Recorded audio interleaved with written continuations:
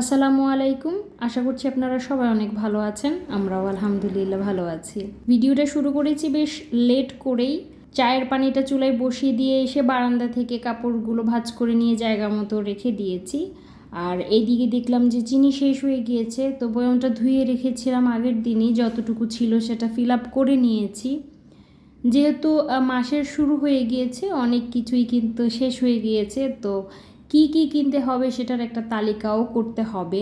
আর সেই জিনিসটা আমি একসাথে করতে পারি না। আমি যখন যেটা প্রয়োজন আমি সব সময় একটা কলম আর একটা প্যাড রান্নাঘরে রেখে দিই, কারণ আমার যেহেতু মনে থাকে না, ভুলে যাবার দুর্দান্ত এক ক্ষমতা নিয়ে আমি জন্মেছি। তো মনে থাকে না, এখন কি করব, স্মৃতিশক্তি এতই কম, ভুলে যাই। তো রেখে দিয়েছি রান্নাঘরে, তো সেখানে আমি লিখে রাখি একটা একটা করে, যে জিনিসটা শেষ হয়ে যায় সেটাই।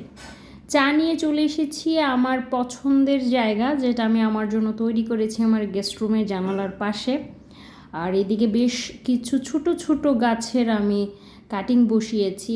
এই যে জেব্রিনা গাছটা দেখছেন, কত হাজার কোটিবার যে আমি এটা এনেছি, একবারও বাঁচাতে পারিনি। তো আশা করছি এইবার যদি বাঁচে, দোয়াও করছি যেন বেঁচে যায়। তো চাটা এখন বসে খাবো। আর চা খাওয়ার পর রান্নাঘরে চলে এসেছিলাম। আমি যে জিনিসগুলো আমার মোটামুটিভাবে আপাতত প্রয়োজন নেই, সেই সমস্ত জিনিসগুলো আমি একটা বড় বক্সের মতো আছে ওখানে রেখে দিই। তো শুকনো মরিচ অনেকগুলো একসাথে আনা হয়, তো যা প্রতিদিন ব্যবহার করি সেটা একটা কৌটাতে রাখা হয়। আর বাড়তি যে জিনিসটা থাকে সেটা সংরক্ষণ করে রাখবার জন্য আমি বড় বক্সটাতে রাখি। তো বড় বক্সটা খুলতে যে হঠাৎ করে আমার কেন জানি মনে হলো যে শুকনো মরিচগুলো কি নষ্টই হয়ে গিয়েছে নাকি। তো সেই সন্দেহটা দূর করার জন্য খুললাম, খুলে ভাবলাম যে এই জায়গাটাতে যেহেতু একটু রোদ আসে, রোদে দেই। দিনের শুরু থেকেই না আমার একদমই ভালো লাগছিল না, প্রচণ্ড শরীর খারাপ লাগছিল, মন খারাপ লাগছিল, মানে ভিডিও করার তেমন কোনো ইচ্ছা ছিল না। কিন্তু হুট করে কেন জানি মনে হলো যে সব সময় মন ভালো থাকলেই আপনারা আমাকে দেখবেন, হাসি খুশিভাবে আমি থাকি, আপনারাও আমার এখন পরিবার, তো শুধু মন খারাপটা কেন আপনাদের সাথে আমি লুকিয়ে যাব, শুধু মন ভালোটাই শেয়ার করব, মন খারাপটা দেখাবো না তা না। তো চেষ্টা করেছি ছোট ছোট ক্লিপস নিয়ে আপনাদের সাথে শেয়ার করবার। তো বাবাকে ফোন দিয়েছিলাম, বাবা ভাতিজিকে নিয়ে স্কুল থেকে ফিরছিল, তো তখন বললাম যে আমি সিঙ্গারা খেতে যাই, তো এনেছে, সেটাই আমরা সবাই মিলে খাচ্ছিলাম, আমি, ভাগ্নি, ভাতিজি, আমার শাশুড়ি। তো এই তো খাওয়া দাওয়া শেষ করে একদমই ইচ্ছা করছিল না আমার রান্না বান্না আমি করি কিংবা রান্নাঘরে যাই, এত ভীষণ শরীর খারাপ লাগছিল। তবুও তো গৃহিণী আসলে চাইলেও না কাছ থেকে দূরে সরা যায় না। এই যে যেমন সিঙ্ক ভর্তি থালা বাসন রয়েছে, আমি কিন্তু সকালের থালা বাসনগুলো ধুইনি, প্রচণ্ড খারাপ লাগছিল। আর স্বাস্থ্যজনিত কিছু সমস্যার জন্যই ডক্টর আমাকে প্রেসক্রাইব করেছেন প্রতিদিন 2টো করে লেবু রস খেতে। তো তখন ভীষণ খারাপ লাগছিল, মনে হচ্ছিল যে না, আমার এখন যে সমস্যার জন্য মূলত আমি লেবুর রসটা খাই, সেই সমস্যাটায় আমি খুব ভুগছি, এখন আমার খাওয়ার দরকার। তো রান্নার ফাঁকেই একটু ভাবলাম যে হালকা চিনি দিয়ে তারপর শরবতটা করে খাই, কারণ আমি একা খাবো না, পরিবারের সবাই খাবে। তবে আমি একা খেলে কিন্তু চিনিটা মিক্সড করি না, জাস্ট বড় একটা লেবু নিয়ে একটা গ্লাসে করে পানি দিয়ে নর্মাল টেম্পারেচারে তারপর খেয়ে ফেলি। তো এই তো আমি আমার জন্য রেখে বাকিটা সবাইকে দিয়ে দিয়েছি। আর এদিকে আমার মাছ রান্নাটা শেষ।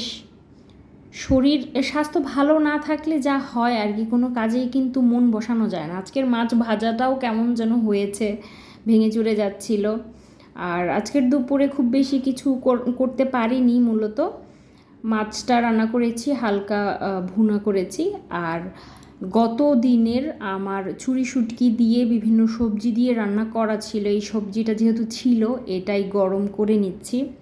মোটামুটিভাবে যেহেতু দুপুরের খাবারের ব্যবস্থাটা হয়ে গিয়েছে, তো দুপুরের খাবার দাবারটা আমরা সেরে নিব, আর তারপর আমি একটু বিশ্রাম নিব। বিকেলের দিকে আমার আসলেও একটুও ভালো লাগছিল না, শুয়ে থাকতেও ভালো লাগছিল না, বসে থাকতেও ভালো লাগছিল না, কী যে করবো আমি না বুঝে উঠতে পারছিলাম না। একদম পড়ন্ত বিকেল যেটাকে বলে, যে একদম বিকেলের বিদায় আর সন্ধ্যার আগমনের মধ্যবর্তী অবস্থার মধ্যেই তখন আমার আর কোনো কিছু ভালো লাগছিল না। তো হুট করে উঠে রান্নাঘরে গেলাম, ভাবলাম কিছু কাজের মধ্যে যদি নিজেকে ব্যস্ত রাখে হয়তো বা ভালো লাগতে পারে। তো সেইটাকে কেন্দ্র করেই অনেক দিন থেকেই আমার হাজব্যান্ড মূলত সাগুদানা দিয়ে, তাল দিয়ে, দুধ দিয়ে খেতে চাচ্ছিল পায়েসটা, তালের পায়েস যেটাকে আমি বলি। তো বাড়ি থেকে আমার বড় ননাস পাঠিয়েছেন, বড় আপু সবসময় প্রসেস করেই সব জিনিস পাঠান। তিনি অনেক কষ্ট করেন, কষ্ট করে একদম চিন্তা করেন যাতে আমার কোনো কষ্ট না হয়, আমি সহজেই ওই জিনিসটা করতে পারি, একদম প্রসেস করে রেডি করে আমাকে সব কিছু দেন। তো আপু তালটা পাঠিয়েছেন, সেই তাল তো 1 মাস হয়ে যাচ্ছে, আমি এখনও কিছু করতেই পারছি না। তো আজকে ভাবলাম যে ঠিক আছে রান্নাঘরে যাই, রান্নাঘরে যেয়ে দাঁড়াই, হয়তো বা আমি যদি রান্নাঘরে কিছু নতুন কিছু রান্না করি আমার ভালো লাগতে পারে। তো সেইটাকে কেন্দ্র করেই এসেছি তালের পায়েসটা বানাতে। মূলত তালের পায়েসে আমি যেটা করি, তালটা ফ্রিজ থেকে অনেক আগে নামিয়ে রাখি। এটা একদম যখন নর্মাল টেম্পারেচারে চলে আসে অল্প অল্প করে আমি তখন দুধের সাথে মেশাই, তা না হলে না দুধটা ফেটে যায়। আর এত সাবধানতা অবলম্বন করেও এমন হয়েছে যে প্রায়ই তবুও দুধটা ফেটে যায়, তখন না আমার ভীষণ খারাপ লাগে। তো দুধটা প্রথমে জাল দিয়ে আমি একটু কুসুম গরম হওয়া পর্যন্ত না অপেক্ষা করি, মানে জালটা একদম কমপ্লিট করেছি, তারপর সেটাকে রেখে দিই রেস্টে। তারপর আমি কি করি, সাগুদানাটা সিদ্ধ করে নিই। তারপরে আবার যখন কুসুম গরম হয়ে যায় দুধটা, তখন আমি ধীরে ধীরে সাগুদানার সাথে তালটা মেশাই, যাতে অতিরিক্ত গরমে আবার ফেটে না যায়। তবে ওই দিন আমার এমন মন খারাপ লাগছিল, এত সাবধানতার সাথে রান্না করেও কিন্তু অবশেষে দুধটা ফেটে গিয়েছে। তো ভীষণ মন খারাপ হচ্ছিল। হাজব্যান্ড অফিস থেকে আসার পরে বললাম এই কাহিনী। তো তিনি বললেন যে আচ্ছা বাদ দাও, জিনিসটা তো নষ্ট হয়নি, এটা খাওয়া যাবে, তো হতে পারে এরকম। তো তিনি আবার হাতে করে একটা জিনিস নিয়ে এসেছেন, তার এক পরিচিত বড় ভাই এই কোম্পানিতে মূলত চাকরি করেন, তো তিনি গিফট হিসেবে আমাদেরকে এটা দিয়েছেন। তো আমি আবার বলছিলাম যে আমাদের বাসায় বাচ্চা কাচ্চা কই, তুমি যে এত জিনিস নিয়ে এসেছো? তো বলল আমরাই বাচ্চা, আমাদের ভাতিজা ভাতিজি রয়েছে, তাদেরকে দিব, আমরা খাবো, আমরা নিজেরাই তো বাচ্চা। তো আজকের এই ভিডিওটি এই পর্যন্তই।